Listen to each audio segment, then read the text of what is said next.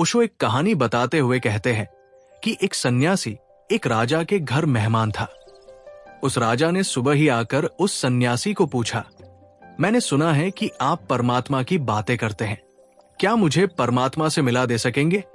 ये बात उस राजा ने अपने जीवन में और भी न मालूम कितने सन्यासियों से पूछी थी।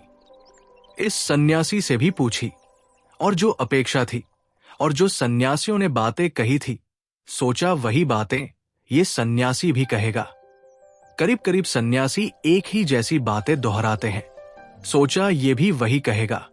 कुछ उपनिषद, कुछ वेदों की, कुछ ग्रंथों की, कुछ उद्धरण देगा, कुछ गीता की, कुछ ज्ञान की बातें समझाएगा। लेकिन उस सन्यासी ने क्या पूछा? उस सन्यासी ने कहा, आप ईश्वर से मिलना चाहते हैं तो थोड़ी देर रुक सकते हैं, या बिल्कुल अभी मिलने की इच्छा है? वो राजा थोड़ा हैरान हुआ। कोई भी हैरान होता। ये ख्याल न था कि बात इस भांति पूछी जाएगी। सोचा शायद समझने में भूल हो गई है। उसने कहा कि शायद आप समझे नहीं, मैं परमात्मा से, ऊपर जो परमात्मा है उससे मिलने की बात कर रहा हूं। उस सन्यासी ने कहा कि समझने में भूल का कोई कारण नहीं, मैं तो उस परमात्मा के सिवाय और किसी की बात करता ही नहीं। अभी मिलना चाहते हैं या थोड़ी देर ठहर सकते हैं? उस राजा ने कहा कि जब आप कहते ही हैं तो मैं अभी ही मिलना चाहूंगा। ऐसे उसकी कोई तैयारी नहीं थी इतने जल्दी परमात्मा से मिलने की, और किसी की भी इतने जल्दी कोई तैयारी नहीं होती। ईश्वर के खोजियों से पूछा जाए अभी मिलना चाहेंगे तो वे भी कहेंगे कि हम थोड़ा सोच कर आते हैं, विचार करके आते हैं। हम थोड़ा मित्रों से पूछ ले, पति हो तो पत्नी से पूछ ले, पत्नी हो तो पति से पूछ ले, हम जरा अपने घर के लोगों से पूछ ले, फिर हम लौट कर आते हैं। इसी वक्त तो ईश्वर से मिलने को कौन तैयार होगा? वो राजा भी तैयार नहीं था, लेकिन जब बात ही मुसीबत ही आ पड़ी थी सिर पर, तो उसने कहा कि ठीक है, आप कहते हैं तो मैं अभी मिलूंगा। सन्यासी ने कहा, लेकिन इसके पहले मैं आपको परमात्मा से मिलाऊं, ये छोटा सा कागज है, इस पर अपना परिचय लिख दें। और लिखा उसने जो उसका परिचय था। बड़े राज्य का राजा था, महल का पता, वो सब लिखा। सन्यासी ने पूछा कि क्या मैं मान लूं कि यही आपका परिचय है? क्या मैं मान लूं कि कल आप भिखारी हो जाएं और राज्य छिन जाए तो बदल जाएंगे? उस राजा ने कहा कि नहीं, राज्य छिन जाए तो भी मैं तो मैं ही रहूंगा। तो सन्यासी ने कहा कि फिर राजा होना आपका परिचय नहीं हो सकता, क्योंकि राज्य छिन जाने पर भी आप रहेंगे और आप ही रहेंगे, वह भिखारी होने पर भी आप ही रहेंगे। तो फिर राजा होना आपका परिचय नहीं हो सकता।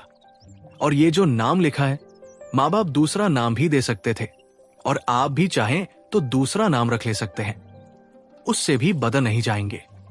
उस राजा ने कहा, नाम से क्या फर्क पड़ता है, मैं तो मैं ही रहूंगा, नाम कोई भी हो। तो सन्यासी ने कहा कि इसका अर्थ हुआ कि आपका कोई नाम नहीं है, नाम केवल काम चलाओ बात है, कोई भी नाम काम दे सकता है, इसलिए नाम भी आपका परिचय नहीं है। तो फिर क्या मैं मानूं कि आपको अपना परिचय पता नहीं है? क्योंकि दो ही बातें आपने लिखी है, राजा होना और अपना नाम। उस राजा ने वो कागज वापस ले लिया और कहा, मुझे क्षमा करें, अगर मेरा नाम, मेरा धन, मेरा पद और मेरी प्रतिष्ठा मेरा परिचय नहीं है तो फिर मुझे पता नहीं कि मैं कौन हूं। उस सन्यासी ने कहा, फिर परमात्मा से मिलाना बहुत कठिन है, क्योंकि मैं किसको मिलाऊं, मैं किसकी खबर भेजूं, कौन मिलना चाहता है? जाओ और खोजो कि कौन हो, और जिस दिन खोज लोगे उस दिन मेरे पास नहीं आओगे कि परमात्मा से मिला दो, क्योंकि तुम जिस दिन स्वयं को पालोगे उस दिन उसे भी पालोगे जो सबके भीतर है। क्योंकि जो मेरे भीतर है और जो किसी और के भीतर है और जो सबके भीतर है, वो बहुत गहरे में संयुक्त है और एक है और समग्र है। लेकिन इस मैं का तो हमें कोई भी पता नहीं है। तो या तो हम अपने नाम को, अपने घर को, अपने परिवार को समझते हैं कि ये मेरा होना है। अगर किसी भांति इससे हमारा छुटकारा हो जाए और ये हम जान सके कि मेरा नाम, मेरा घर, मेरा वंश, मेरा राष्ट्र, मेरी जाति, मेरा धर्म, ये मेरा होना नहीं है, अगर किसी भांति ये बोध भी आ जाए तो फिर हम तोतों की भांति उन शब्दों को दोहराने लगते हैं जो ग्रंथों में लिखे हैं और शास्त्रों में कहे हैं। तब हम दोहराने लगते हैं कि मैं आत्मा हूं, मैं परमात्मा हूं, हम ब्रह्मास्मि और न मालूम क्या क्या हम दोहराने लगते हैं। मैं आपसे कहूं कि जिस भांति नाम आपको सिखाया गया है उसी भांति ये बातें भी आपको सिखाई गई है, इनमें भेद नहीं है। जिस भांति ये कहा गया है कि आपका ये नाम है और आपने पकड़ लिया है, उसी भांति ये भी कहा गया है कि आपके भीतर परमात्मा है और आपने ये भी पकड़ लिया है। इन दोनों बातों में कोई फर्क नहीं है। जब तक हम बाहर से आए हुए शब्दों को पकड़ते हैं तब तक हम स्वयं से परिचित नहीं हो सकेंगे। वे शब्द चाहे पिता ने दिए हो, चाहे समाज ने, चाहे ऋषियों ने, मुनियों ने, साधु ने, संतों ने, किन्हीं ने भी वे शब्द दिए हों। जब तक बाहर से आए हुए परिचय को हम पकड़ेंगे तब तक उस परिचय का जन्म नहीं हो सकेगा जो हमारा परिचय है। तब तक हम उसे नहीं जान सकेंगे, तब तक उसे जानने का कोई मार्ग नहीं है। ओशो कहते हैं कि हम जिसे सांसारिक कहते हैं उस तरह के परिचय को पकड़ लेते हैं, या जिसे आध्यात्मिक कहते हैं उस तरह के परिचय को पकड़ लेते हैं। लेकिन दोनों परिचय पकड़े गए होते हैं, दोनों परिचय बाहर से मिलते हैं। जो परिचय बाहर से मिलता है वो आत्म परिचय नहीं है। इसलिए ये बात जितनी झूठी है कि मेरा नाम मैं हूं, उतनी ही ये बात भी झूठी होगी अगर मैं बाहर से सीखूं कि मैं आत्मा हूं, परमात्मा हूं, मैं अविनाशी हूं, मैं कुछ हूं। ये सारी बातें मैं बाहर से सीखूं तो ये बातें उतनी ही झूठी होंगी। पहली बात झूठी है, ये तो हमें समझ में आ जाती है क्योंकि ये बात हजारों वर्ष से दोहराई गई है। लेकिन दूसरी बात भी झूठी है, इसे समझने में थोड़ी कठिनाई होती है क्योंकि तब हम एक अटल अंधकार में छूट जाते हैं और अज्ञान में छूट जाते हैं। क्योंकि अगर सांसारिक परिचय भी हमारा परिचय नहीं है और तथाकथित आध्यात्मिक परिचय भी हमारा परिचय नहीं है, तो फिर हमारा परिचय क्या है? तब हम एक अज्ञान में और अंधकार में छूट जाते हैं और अज्ञान से भय मालूम होता है, अज्ञान से डर मालूम होता है। दोस्तों, आप देख रहे हैं YouTube चैनल ज्ञान की कलम। अगर आप हमारे चैनल पर नए हैं तो चैनल को सब्सक्राइब करना न भूलें। ओशो बताते हैं कि मैं अपने को नहीं जानता हूं, इस बात के बोझ से चित्त भयभीत होता है। इसलिए हम कोई न कोई परिचय तो मान लेना चाहते हैं। गृहस्थ का एक परिचय है और सन्यासी का एक परिचय है। ये दोनों परिचय झूठे हैं। इनमें से किसी एक को हम पकड़कर तृप्ति कर लेना चाहते हैं तो गृहस्थ ही से कोई छूटता है तो सन्यासी हो जाता है और सन्यास में पकड़ जाता है, और एक तरह के वस्त्रों से छूटता है तो दूसरे तरह के वस्त्रों को स्वीकार कर लेता है, और एक तरह के नाम से छूटता है तो दूसरा नाम ग्रहण कर लेता है। सन्यासी का नाम बदल देते हैं, हम दूसरा नाम दे देते हैं उसे। कपड़े बदल देते हैं, दूसरे वस्त्र दे देते हैं उसे। उसका ढंग बदल देते हैं, दूसरा ढंग दे देते हैं उसे। लेकिन उस रिक्त स्थान में छूटने को कोई राजी नहीं है जहां हमारा कोई परिचय नहीं है, न सांसारिक और न आध्यात्मिक। उस खाली जगह में खड़े होने को कोई राजी नहीं है। जो उस खाली जगह में खड़े होने को राजी हो जाता है वही केवल स्वयं को जान पाता है। जो अपने सब परिचय छोड़ देता है और अपरिचय में खड़ा हो जाता है, जो अपने संबंध में सारे ज्ञान छोड़ देता है और अज्ञान में खड़ा हो जाता है, उसी अज्ञान में, उसी नॉट नोइंग में, उसी न जानने में, जब मुझे कुछ भी पता नहीं अपने बाबत, और जो भी पता है उसे मैं छोड़ देता हूं, उसी स्थिति में, उसी क्रांति के क्षण में वो परिवर्तन घटित होता है जहां स्वयं के बोध का जन्म होता है।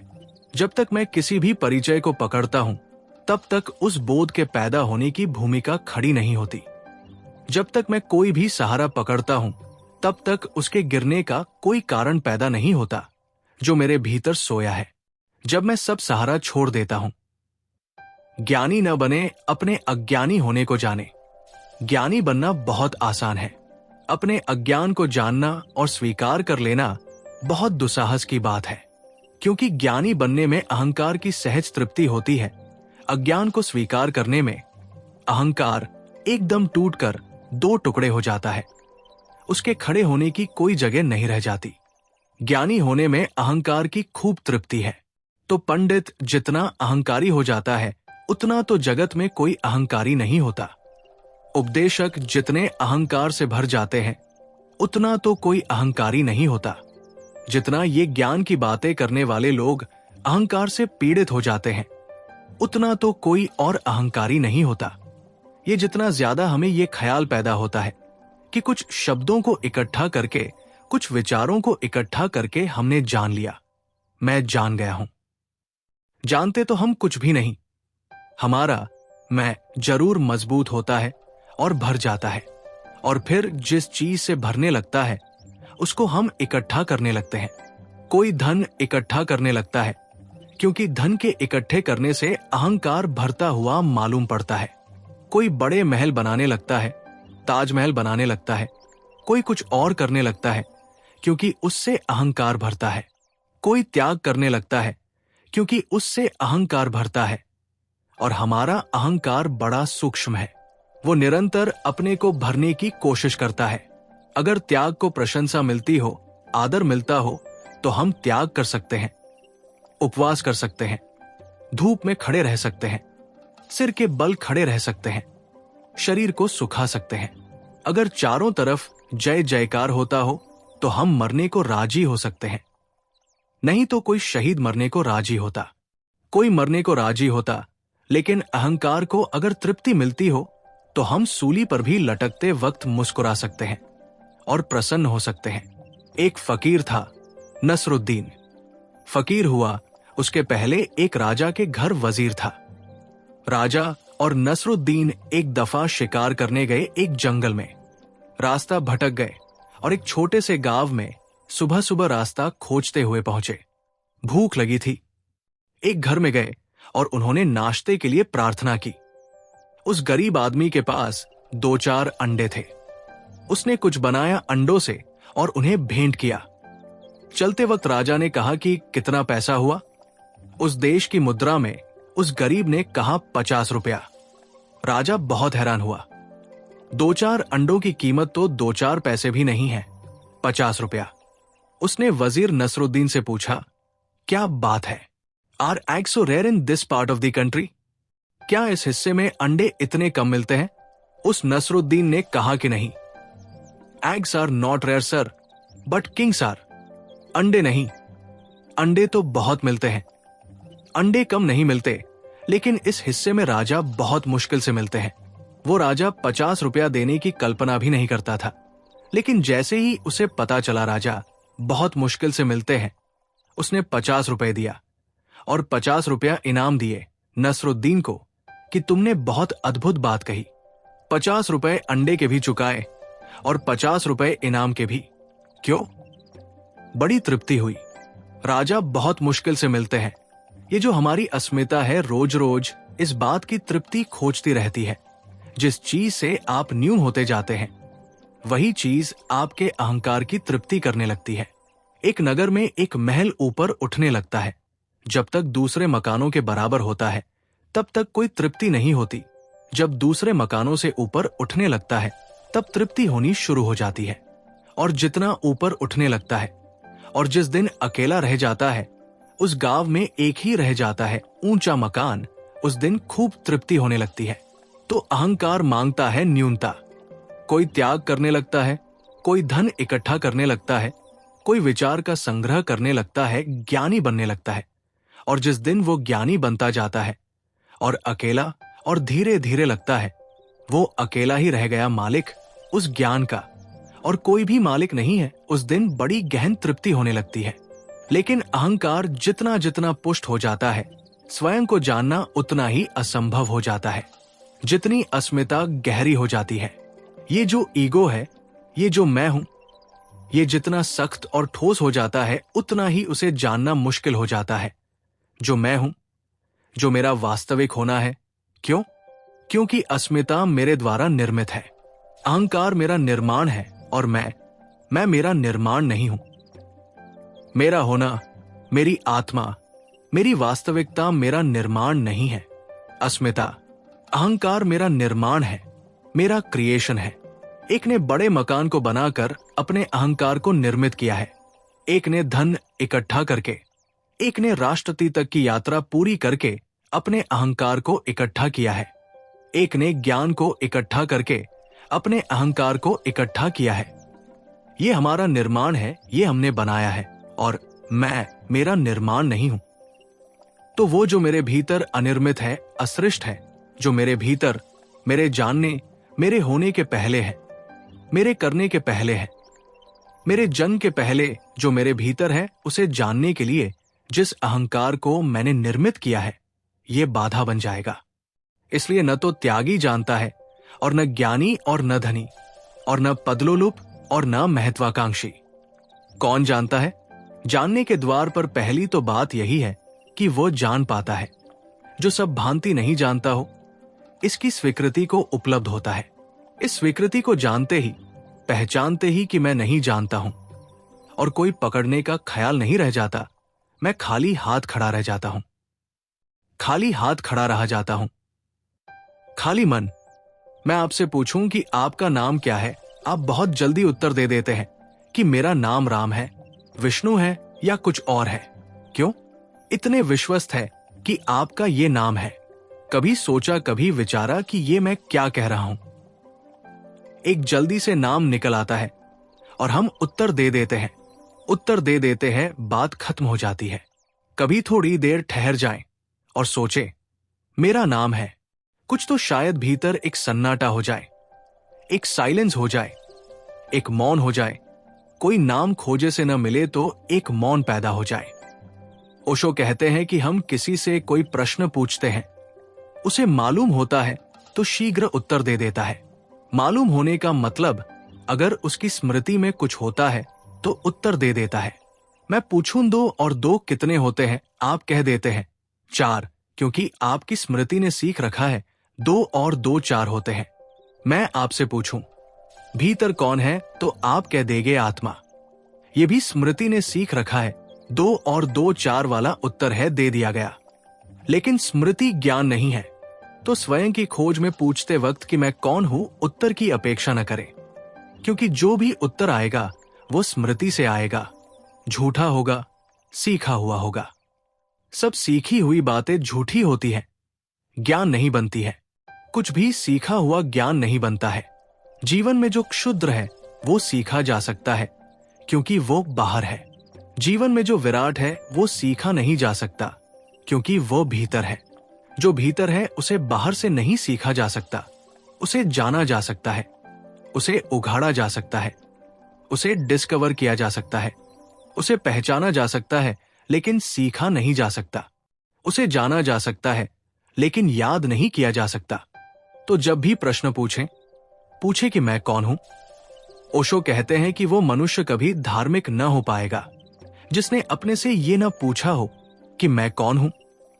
और वो मनुष्य कभी सत्य को न जान पाएगा और कभी आनंद को भी उपलब्ध न हो पाएगा जिसने अपने प्राणों की सारी गहराई में न पूछा हो कि मैं कौन हूं। और अगर कोई भी उत्तर आता हो तो उत्तर को इनकार कर दें, क्योंकि उत्तर सीखा हुआ होता है, स्मृति से आया हुआ होगा। और स्मृति तो केवल वही जानती है जो सीख लिया गया है। स्मृति उसे नहीं जानती जिसे हम नहीं जानते। जो अज्ञात है, अननोन है, जो अभी अपरिचित है, उसे स्मृति नहीं जानती। स्मृति तो जो सीख लिया गया है उसका संग्रह है। स्मृति के उत्तर को इनकार करें। स्मृति कहे विष्णु हो तो उसे जाने दे, उसे पकड़े ना। स्मृति कहे कि आत्मा हो तो उसे जाने दे, उसे पकड़े ना। स्मृति कहे कि परमात्मा हो, स्मृति कहे कुछ भी नहीं, केवल पदार्थ हो। अगर नास्तिक घर में पले तो स्मृति कहेगी कि कुछ भी नहीं, केवल शरीर हो। अगर धार्मिक घर में पले हैं तो स्मृति कहेगी आत्मा हो, अजरमर आत्मा हो। ये दोनों शिक्षाएं हैं, इनको छोड़ दे। नास्तिक को आस्तिक को जाने दे, ग्रंथों से आए हुए उत्तर को जाने दे। फिर क्या होगा? जब कोई उत्तर ना आएगा तो क्या होगा? जब किसी उत्तर की स्वीकृति न होगी तो क्या होगा? भीतर एक सन्नाटा हो जाएगा, एक मौन खड़ा हो जाएगा, एक साइलेंस पैदा हो जाएगी। और उसी मौन से, उसी सन्नाटे से, उसी शून्य से उस चीज का अनुभव आना शुरू होता है जो स्वयं का होना है। पूछें, मैं कौन हूं? और कृपा करके किसी उत्तर को न पकड़ें। पूछें, मैं कौन हूं? और प्रश्न ही रह जाने दे, उत्तर नहीं। और प्रश्न को ही गूंजने दे, और प्रश्न को ही प्राणों में छाने दे, और प्रश्न को ही उतरने दे गहरा। और कोई उत्तर न पकड़े, क्योंकि सभी उत्तर सीखे हुए होंगे। कोई उत्तर हिंदू का, मुसलमान का, जैन का न पकड़े, सब उत्तर सीखे हुए होंगे। प्रश्न रह जाए, मैं कौन हूं, तीर की भांति प्राणों को छेदता हुआ। सिर्फ प्रश्न रह जाए, मैं कौन हूं, और कोई उत्तर न हो तो आप हैरान होंगे उसी अंतराल में, उसी खाली जगह में, उसी मौन में वो किरण उतरनी शुरू होगी स्वयं की। स्वयं को जानने का पहला साक्षात, स्वयं के अनुभव का पहला बोध, पहला प्रकाश उतरना शुरू होगा।